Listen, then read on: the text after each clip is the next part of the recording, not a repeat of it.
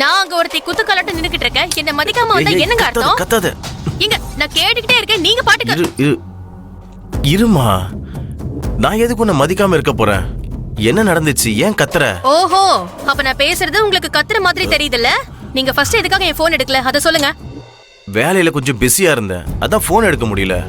இப்ப வீட்டுக்கு வந்துட்டேன்ல, என்ன விஷயம் சொல்லு. யாவது செத்துட்டேன்னு உங்களுக்கு யாராவது போன் பண்ணாங்கன்னு வைங்க, அப்ப கூட நீங்க போன் எடுக்க மாட்டீங்க. நேரா வீட்டுக்கு வந்து என்னாச்சு ஏதாச்சுன்னு விசாரிப்பீங்க, அப்படிதானே? எதுக்கு இப்ப அபசகுனமா பேசுற? இத்தனை நாள் உன் போன் எடுக்காம இருந்திருக்கனா? இன்னைக்கு ஏதோ அர்ஜென்ட்டான வேலை, போன் எடுக்க முடியல. போன்லயே சொல்ற அளவுக்கு அப்படின்னு தலை போற விஷயம். இங்க பாருங்க, உங்களுக்கு வேணா சாதாரண விஷயமா இருக்கலாம், ஆனா அது எனக்கு தலை போற விஷயம்தான். இன்னைக்கு அந்த புரோக்கர் போன் பண்ணான். போன் பண்ணி என்னெல்லாம் பேசினா தெரியுமா? வீடு வாங்க வக்கில்லைன்னா எதுக்கு வீட்டை வந்து பார்க்க வந்தீங்கன்னு கேக்குறான். இப்படியாவது பணத்தை ஏற்பாடு பண்ணி வீட்டை வாங்க போறோம் தானே சொன்னோம். சொன்னீங்க, செஞ்சீங்களா என்ன?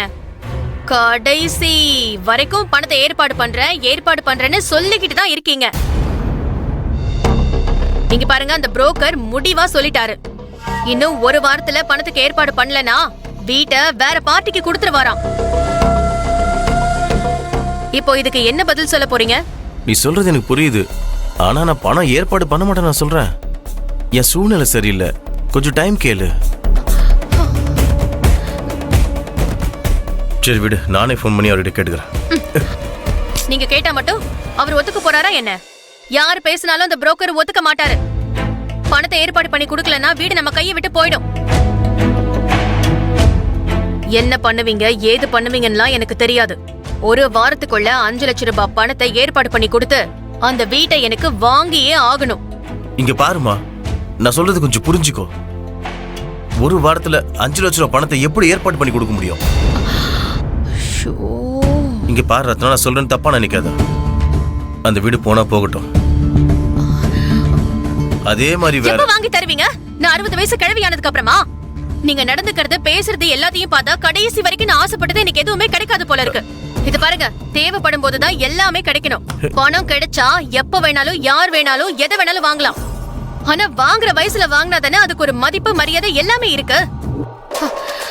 நான் ஆசைப்பட்டது எல்லாத்தையும் வாங்கி வாழ்ந்து நான் அனுபவிக்கணுங்க. இது எல்லாத்தையும் நீங்க நிறைவேற்றுவீங்கன்னு தானே உங்களை காதலிச்சு கல்யாணம் பண்ணிக்கிட்டேன். உங்களை நம்பினதுக்கு எனக்கு இதுவும் வேணும், இன்னமும் வேணும். என்ன பேசிக்கிட்டு இருக்க? என்னால முடியவே முடியாதுன்ற மாதிரி பேசிட்டு இருக்க. நான் வாங்கி தர மாட்டேன் நான் சொல்றேன். இந்த வீடு இல்லனா வேற வீடு வாங்கி தரேன்னு சொல்றேன். இன்னும் கொஞ்ச நாள் ஆகட்டும் தானே சொல்றேன். இன்னைக்கு நாளைக்கு இந்த வாரம் அடுத்த வாரம் இந்த மாசம் அடுத்த மாசம்னு வருஷத்தை கடத்திக்கிட்டே இருக்கீங்க. இனிமேல நல்ல பொறுத்துக்க முடியாது. எனக்கு அந்த வீடு வேணும். நான் ஆசைப்பட்ட வீடு அதுதான். அதை என்னால மாத்திக்கவே முடியாது. உங்களை போய் நம்பின பாருங்களேன், அது எல்லாமே தப்பு. இனிமே நான் உங்களை நம்புற மாதிரியே இல்லங்க. எனக்கு அந்த வீடு தான் வேணும்.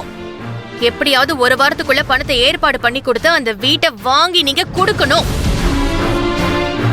இல்ல இப்ப என்னால முடியாது, என் சூழ்நிலைய புரிஞ்சுக்கோ, அப்படி இப்படின்னு டயலாக் மட்டும் விட்டீங்க, தூங்கிக்கிட்டு இருக்கிறவங்க அம்மாவை இப்பவே எழுப்பி நீங்க காதலிச்சு ஏமாத்தின விஷயத்தை எல்லார்கிட்டயுமே சொல்லிடுவேன்.